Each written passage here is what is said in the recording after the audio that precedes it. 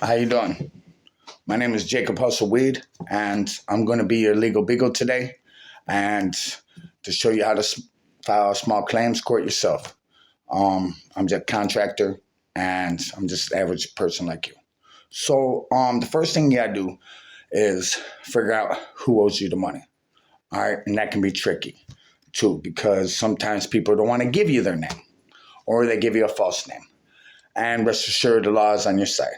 All right. First thing you want to do is find out the contractor's name. Like I said, his first and last name, and get his phone number. And you're also going to need the dates.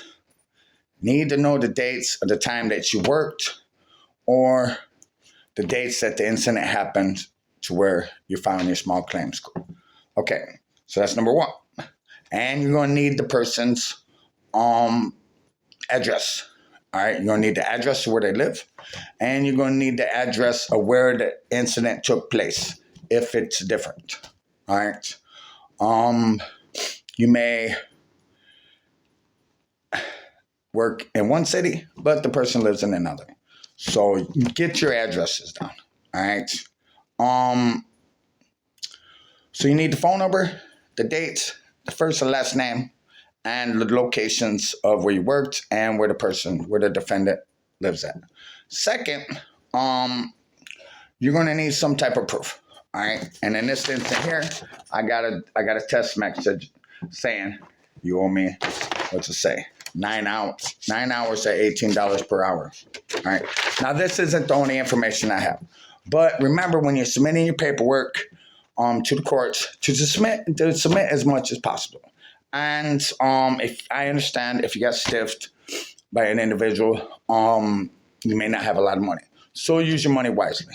I spent $5 in Staples and to make my prints. So you would get reimbursed for that. Secondly, I want to say is you can do a fee waiver. All right. Now the fee waiver are for people that are on Medicaid, or food stamps, or WIC, or anything from DHHS. All right. You will qualify for the $15 fee waiver. So that's good. You also have to pay a $30 server fee from our officer, and that will be reimbursed if you win your judgment, which we will, because the law is on your side. So first thing I want us to do is, you saw that small affidavit, right? It's an affidavit of claim, okay? And let me turn this over. I don't want this confusing. All right, so in this instance, I'm filing at the Northern Marion County Courthouse. All right, I don't know if you see that. All right, there we go. There we go. All right, so this is in Michigan, in the county of Berrien, and we're going to seek a case number. So, and then you got your first name. All right. Now I'm covering up my address and everything because I don't want everybody asking me for legal advice. Anyways, I'm moving on. Nobody got that joke. All right. So then you're going to want the person that you're suing. And this is the person that I'm suing. All right. And you're going to want his address. All right. And his phone number. Okay. And so we're going to go on to number 3. A civil action between these two parties and any other parties regarding a transaction or occurrence. Complaint has been previously filed in this court or another court. No. So you leave that blank. All right. And number 4. All right. I'm the plaintiff or his or her guardian. That's you. You said that. All right. So then we got the plaintiff, all right, is an individual. That's you. Unless you're a partnership or corporation or sole proprietor, just right now you're just basically an individual, right? And the defendant is an individual. Or is he a partnership, corporation? There's a little lenience there, but not much. And then you gotta know the dates. I worked on these 2 days. And you see here I messed up on the amount. All right.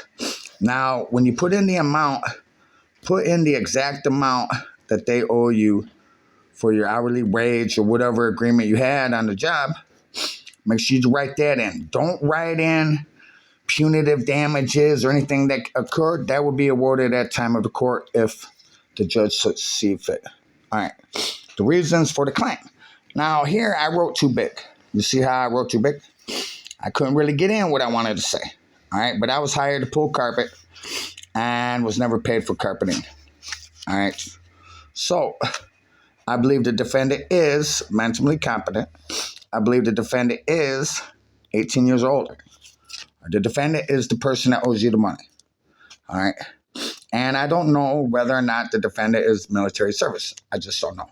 All right. So now I'm going to cover this lady's name.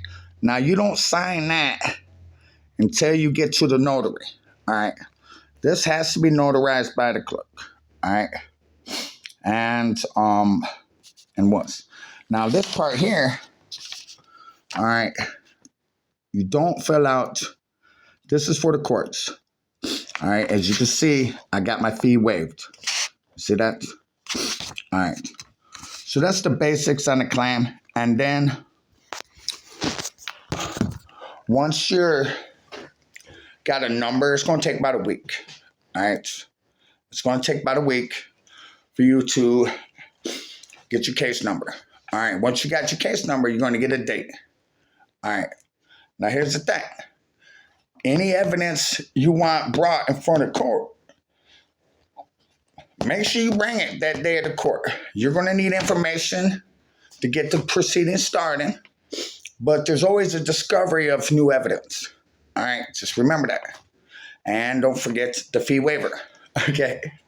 Could help you out. All right, so now this is how the law reads. All right, in civil suits, well, I'll start with criminal suit. Criminal suit, they got to prove beyond a reasonable doubt. Well, in civil case, they just have to prove that maybe there's a doubt that this person owes me some money. All right. And I'll bring the preponderance of evidence to prove my case. All right.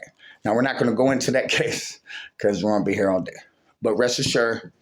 And then lastly, once you get a judgment, it ain't over. Okay. So this is why these jokers cheat people, because it's a long process and then nobody really goes after their money. All right. They cheat the little guy and it's a lot of work to get your money. But rest assured, if you do the right thing and you do it correctly, you'll get your money. All right. So, but don't forget to check me out on the next segment where we're going to talk about the collection of the money after we win the judgment. All right. My name is Jacob Hustle Weed, and go get your money, man. Don't let these scammers out here scam you. Peace out.